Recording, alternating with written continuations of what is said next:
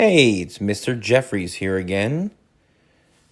Today's reading is from Lesson 7, Dolce Domum, Part 2. Remember, Dolce Domum means home, sweet home. Some vocabulary words you're going to hear. Blues, a state of depression or unhappiness. Capital means excellent in this case. Dismally, gloomily or hopelessly. Forage means to seek, search, or look around. Perceive, to notice something through the senses, to interpret something in a particular way. And slumber, which means to sleep. So listen for these vocabulary words in today's read aloud. Remember, while we're reading, think about the phrase home sweet home. Think about some of the themes like friendship, loyalty, hospitality, and so on, and make some predictions about what's going to happen next in the story. Here we go. First part, mole end. It was close and airless, and the earthy smell was strong. The mole struck a match, and by its light, the rat saw that they were standing in an open space. The space was neatly swept and sanded underfoot. Directly facing them was Mole's little front door, with Mole End painted in Gothic lettering over the bell pull at the side. So Gothic lettering is just a fancy, style of writing or a type of font. Mole took down a lantern from a nail on the wall and lit it. And the rat, looking round him, saw that they were in a sort of forecourt. A garden seat stood on one side of the door and on the other, a roller. The mole is a tidy animal and could not stand having his ground kicked up by other animals into little heaps of earth. Down on one side of the forecourt ran a skittle alley with benches along it and little wooden tables. In the middle was a small round pond. So Skittles, besides its awesome candy, is a lawn game similar to bowling. And the Skittle Alley is like a bowling alley, except it's outside on a lawn. Pretty cool. Mole's face beamed at the sight of all these objects. He hurried Rat through the door, lit a lamp in the hall, and took one glance round his old home. Immediately, he saw the dust lying thick on everything, saw the cheerless, deserted look of the long neglected house, and collapsed again on a hall chair. "Oh, Ratty," he cried dismally. "Why ever did I do it? Why did I bring you to this poor, cold little place on a night like this?" The rat paid no heed to him. He was running here and there, opening doors, inspecting rooms and cupboards, and lighting lamps and candles. "What a capital little house this is," he called out cheerily. "Everything here and everything in its place.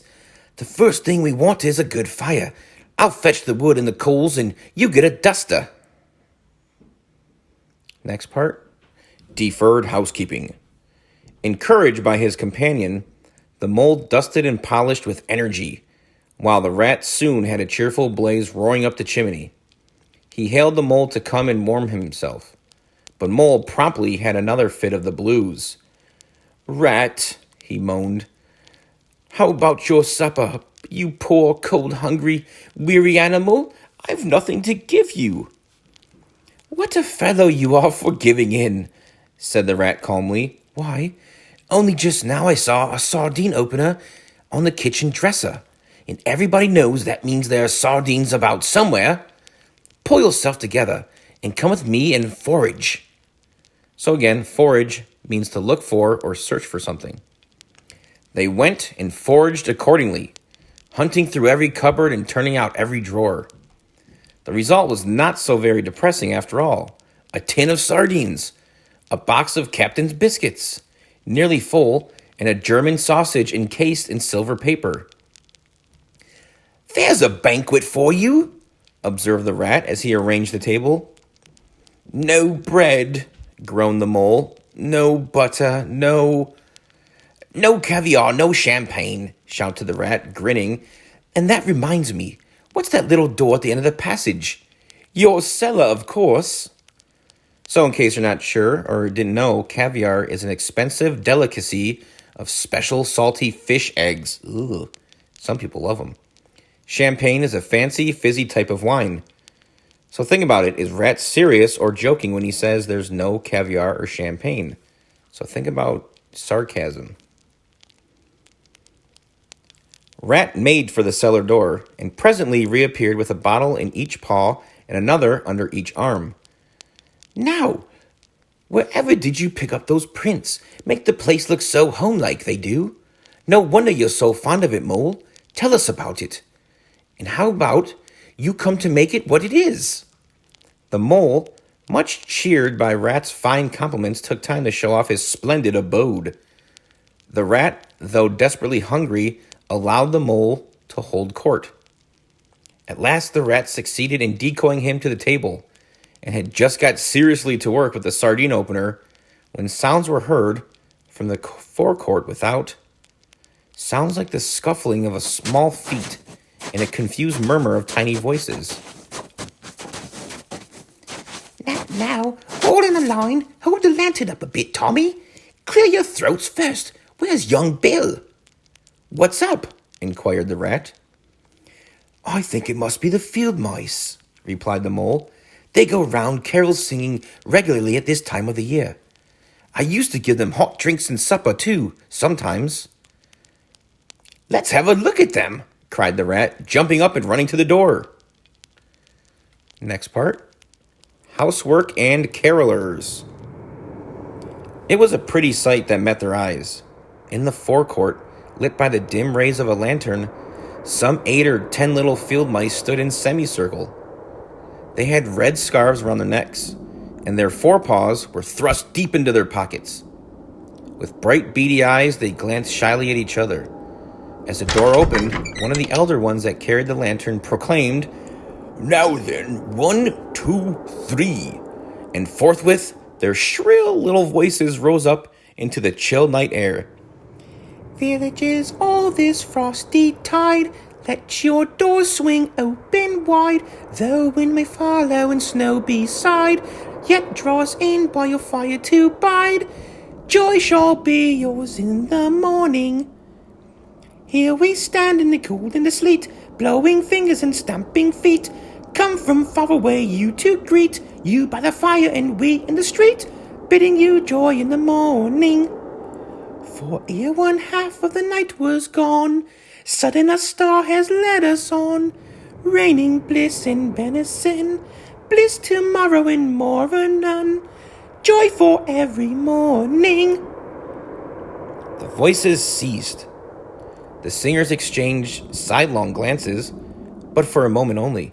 Then, from up above and far away, down the tunnel they had so lately traveled, came the sounds of distant bells ringing a joyful and clangorous peal.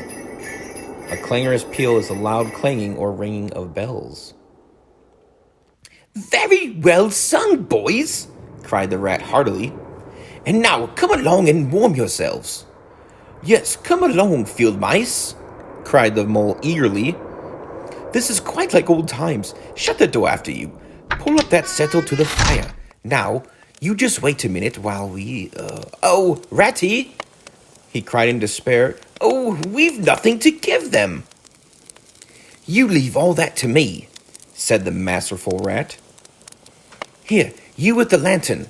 I want to talk to you. Now, tell me, are there any shops open at this hour of the night? Why, certainly, sir, replied the field mouse respectfully.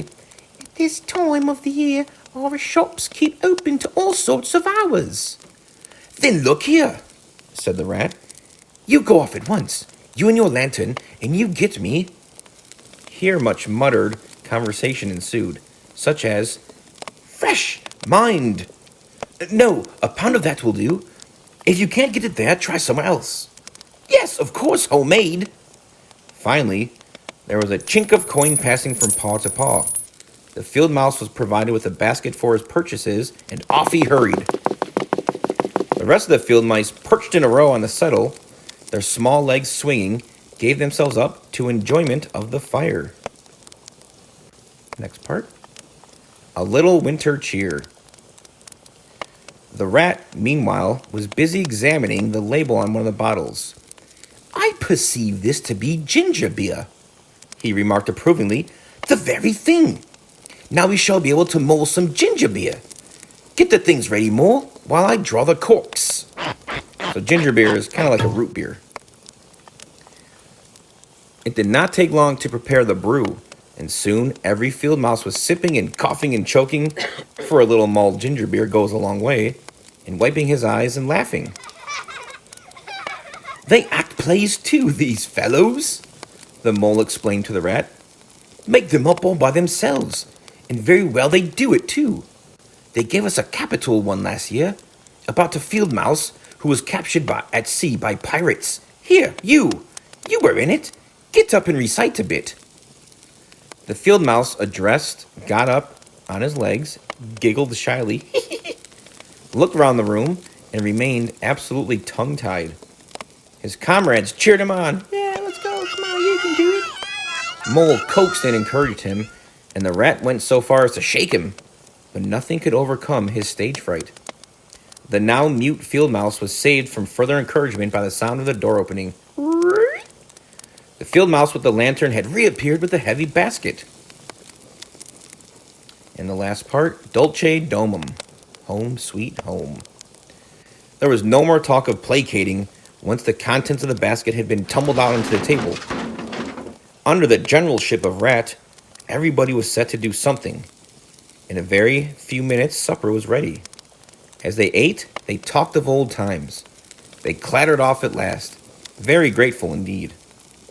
When the door had closed on them, on the last of them, Mole and Rat kicked the fire up, drew their chairs in, and discussed the events of the day. At last the rat, with a tremendous yawn, said, Mole, I'm ready to drop. That's your own bunk over on that side? Very well then, I'll take this. Rat clambered into his bunk and rolled himself well up in the blankets as slumber gathered him in. All right, hope you enjoyed that part there. So now you're going to answer a few questions about the story. Hope you enjoyed it. I'll catch you next time. Bye-bye.